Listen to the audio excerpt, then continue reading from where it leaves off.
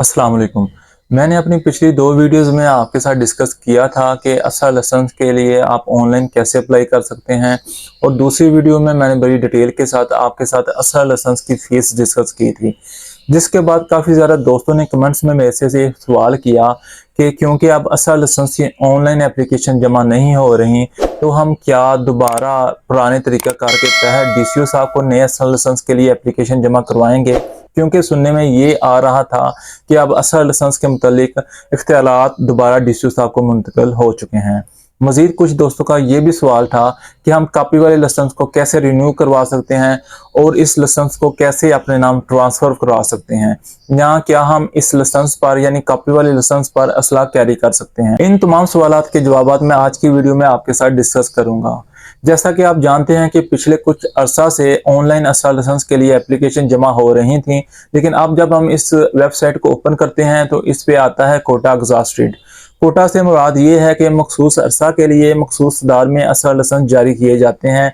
जब ये तादाद में असला लाइसेंस जारी हो जाते हैं तो मज़ीद असला लाइसेंस जारी नहीं किए जाते, यानी कोटा जो सा है वो ख़त्म हो जाता है। फिर दोबारा हुकूमत की तरफ से नया कोटा इशू होता है और दोबारा असला लाइसेंस ओपन हो जाते हैं। जहां तक दोस्तों का ये सवाल था कि क्या हम दोबारा अब डीसीओ ऑफिस में असला लाइसेंस के लिए एप्लीकेशन जमा करवाएं, तो डीसीओ साहब को असला लाइसेंस के मुतालिक जो इख्तियारात दिए गए हैं उनमें इनफरादी तौर पर असला लाइसेंस की मुंतकली यानी ट्रांसफ़र और डुप्लीकेट असला लाइसेंस का इजरा और गोलियों की या उसमें जो कैटेगरी की तब्दीली है, ये इख्तियारात डीसीओ साहब को मुंतकिल किए गए हैं।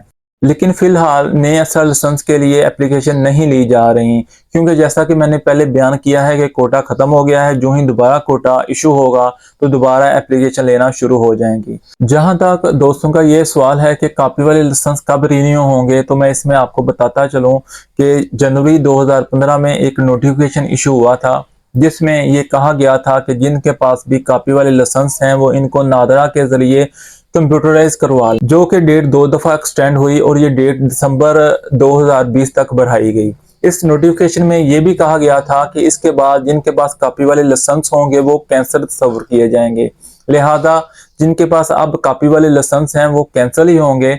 आप इन लाइसेंस पर ना तो आप ट्रांसफ़र करवा सकते हैं इनको और ना ही आप इन पे असला कैरी कर सकते हैं। अब ये हुकूमत की सवाबदीद है कि ये वो दोबारा नोटिफिकेशन जारी कर दे, तो उस पर आपके कॉपी वाले लाइसेंस जो से हैं वो रिन्यू भी हो जाएंगे और आप इन पे असला भी कैरी कर सकते हैं और इनको ट्रांसफ़र भी करवा सकते हैं। लेकिन जब तक ये जो सा है नोटिफिकेशन नहीं आता, तब तक आपके ये कॉपी वाले लाइसेंस हैं वो कैंसिल ही होंगे। तो ये थी आज की वीडियो। अगर आपका इसके मुतालिक किसी भी तरह का कोई सवाल हो तो आप कमेंट्स में मुझसे पूछ सकते हैं। Thank you so much.